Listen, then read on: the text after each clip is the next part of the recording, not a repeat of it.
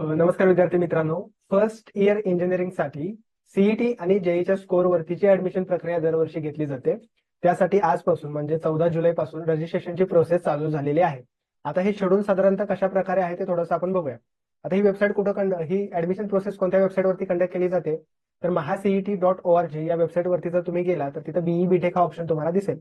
त्याच्यामध्ये first year engineering म्हणजे 12वी नंतरची जी ऍडमिशन प्रोसेस असते त्यासाठी हे रजिस्ट्रेशन चालू झालेले आहे. आता रजिस्ट्रेशनची डेट तुम्हाला इथं दिसत असेल 14/7 म्हणजे 14 जुलै पासून 24 जुलैपर्यंत संध्याकाळी 5 वाजेपर्यंत रजिस्ट्रेशन हे ओपन असणार आहे. म्हणजे रजिस्ट्रेशन ओपन असणार आहेत म्हणजे काय की तुम्हाला तुमचा मोबाईल नंबर, मेल आयडी आणि तुमच्या नावावरून रजिस्ट्रेशन करायचं आहे. रजिस्ट्रेशन केल्यानंतर तुम्हाला तुमचे 10वीचे मार्क्स, 12वीचे मार्क्स, सीईटीचे मार्क्स, जेईचे मार्क्स, त्याचबरोबर नीट वगैरे दिली असेल तर त्याचे मार्क्स, तर या सगळ्या गोष्टी तुम्हाला या फॉर्म मध्ये फिलअप करायच्या आहेत. त्यानंतर तुमचे डॉक्युमेंट सगळे अपलोड करायचे आहेत, तुमचे कॅटेगरीचे डॉक्युमेंट्स अपलोड करायचे आहेत. अशा पद्धतीने रजिस्ट्रेशनची फर्स्ट स्टेप आपल्याला कंप्लीट करायची आहे. आता रजिस्ट्रेशन करण्यासाठी डेट्स काय आलेले आहेत बघा. 24 तारखेपर्यंत, 24 जुलैपर्यंत आपल्याला रजिस्ट्रेशन करायचे आहे.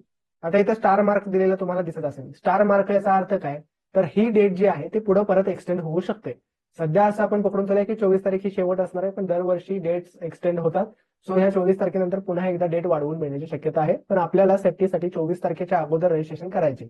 आता हे रजिस्ट्रेशन कोणी करायचे तर ज्यांना महाराष्ट्रामध्ये इंजिनिअरिंग कोर्सेसला, फर्स्ट इयर इंजिनिअरिंग कोर्सेसला 12वी नंतर ऍडमिशन घ्यायचे तर अशा सर्व विद्यार्थ्यांनी या वेबसाईटवरती रजिस्ट्रेशन करणं गरजेचं आहे.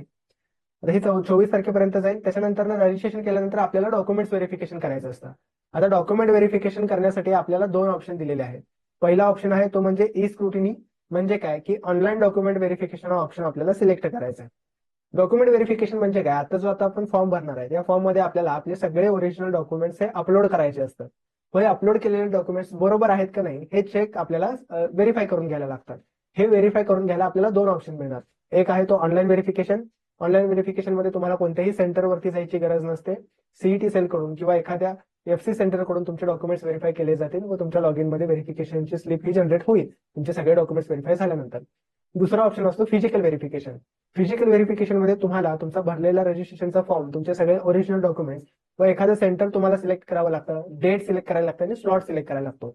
व दिलेल्या डेट आणि स्लॉट मध्ये तुम्हाला त्या सेंटरवरती जाऊन तुमचे सगळे डॉक्युमेंट्स हे फिजिकली व्हेरीफाय करून घ्यायला लागतात. तर हे 2 ऑप्शन आपल्याकडे अवेलेबल असतात. तुमच्या इच्छेनुसार तुम्ही ई स्क्रुटिनी म्हणजे ऑनलाईन व्हेरिफिकेशन किंवा फिजिकल डॉक्युमेंट व्हेरिफिकेशन दोन्हीपैकी एक ऑप्शन चूज करू शकता. लास्ट इयरला थोडा प्रॉब्लेम झाला होता की ज्या विद्यार्थ्यांनी ऑनलाईन व्हेरिफिकेशन सिलेक्ट केलं होतं त्यांचे डॉक्युमेंट्स हे व्हेरीफाय झालेच नव्हते व ऑलमोस्ट लास्टच्या दिवशी त्यांना फिजिकल व्हेरिफिकेशनसाठी जावं लागलं होतं. तो शक्यतो जर एखादं एफसी सेंटर घराजवळ असेल तर ऑफलाईन व्हेरिफिकेशन सिलेक्ट करून डिरेक्टली सेंटरवरती जाऊन या.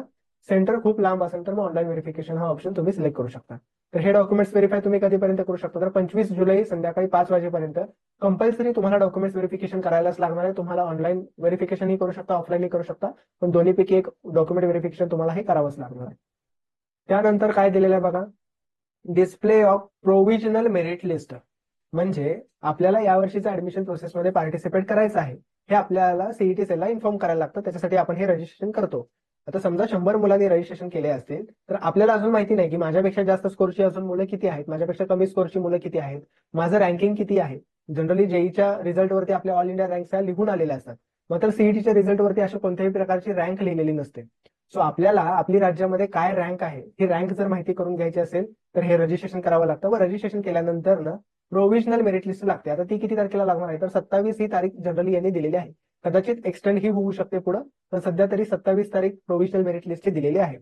त्याच्यानंतर काय आहे, या मेरिट लिस्टमध्ये आपल्याला काय चेक करायचं असतं की आपलं जे नाव आहे, नावाचं स्पेलिंग बरोबर आलेलं आहे का, माझी कॅटेगरी बरोबर आलेली आहे का, माझे मार्क्स बरोबर आलेले आहेत का, व माझी ऑल इंडिया स्टेटची रँक काय आहे, कॅटेगरी मधली माझी रँक काय आहे, ह्या सगळ्या सीईटी वरून माझी रँक किती आलेली आहे, जेई वरून रँक किती आलेली आहे, मेल मध्ये किती आलेली आहे, फिमेल मध्ये किती आलेली आहे, अशा सगळ्या प्रकारच्या रँक्स तुम्हाला या प्रोव्हिजनल मेरिट लिस्टमध्ये बघायला मिळतात.